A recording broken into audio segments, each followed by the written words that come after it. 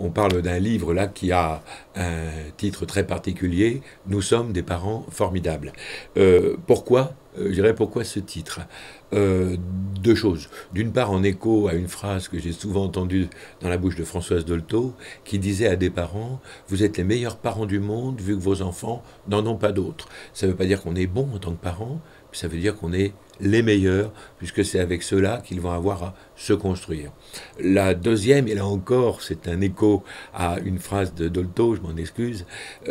Pourquoi ce titre Je l'ai entendu dire dans les années 80, elle est morte en août 88, la phrase suivante: des spécialistes risquent de construire leur fonds de commerce sur le sentiment d'incompétence des parents. Je m'explique.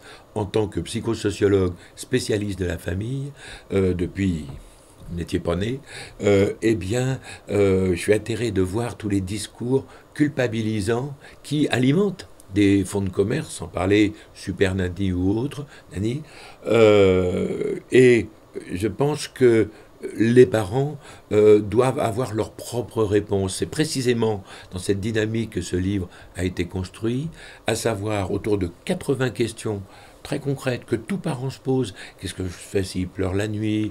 À quel âge il doit être propre, etc. Des choses basiques.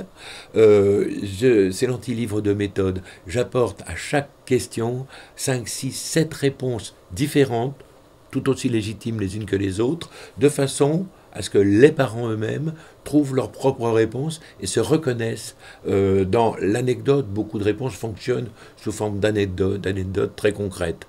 Alors donc ce livre, eh bien, il est dans un certain esprit. Cet esprit, il est celui qui a été créé par Bernard Tiss, Daniel Rapoport, Bernard Goltz, tout un tas de gens il y a une petite trentaine d'années, à savoir la bientraitance. La bientraitance, c'est pas un concept, c'est un état d'esprit. C'est respecter l'autre tel qu'il est, c'est savoir valoriser les compétences, ne pas éclairer ce qui ne va pas que ce qui ne va pas, mais éclairer aussi ce qui va, en positif. Eh bien, ce livre, j'en puise beaucoup l'idée aussi en allant tous les ans depuis pas mal d'années au Québec, qui est vraiment un pays qui est dans la logique de compétences, où on éclaire ce qui va.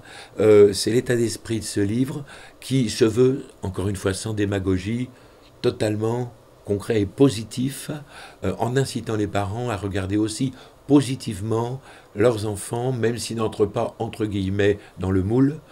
En France, on a beaucoup de moules, que ce soit les carnets d'évaluation à l'école maternelle ou autre.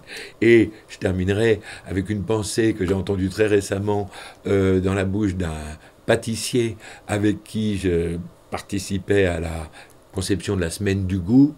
Il m'a dit, parce que je parlais des problèmes des moules dans lesquels les enfants n'entrent pas, il m'a dit une phrase qui pour moi est maintenant historique, à savoir que quand on veut trop faire entrer les enfants dans le moule, ils deviennent tartes. Bien, je crois qu'il faut que les parents s'en inspirent. Les parents qui ont un enfant qui n'entre pas dans le moule ont bien de la chance, mais je leur souhaite bon courage par rapport à un système scolaire qui souvent voit ses enfants comme à problème, différents, voire en retard, voire pour certains en avance. Donc voilà, un message concret, positif, et un outil, je pense, au service de tous les parents, qui va de la petite enfance à l'adolescence.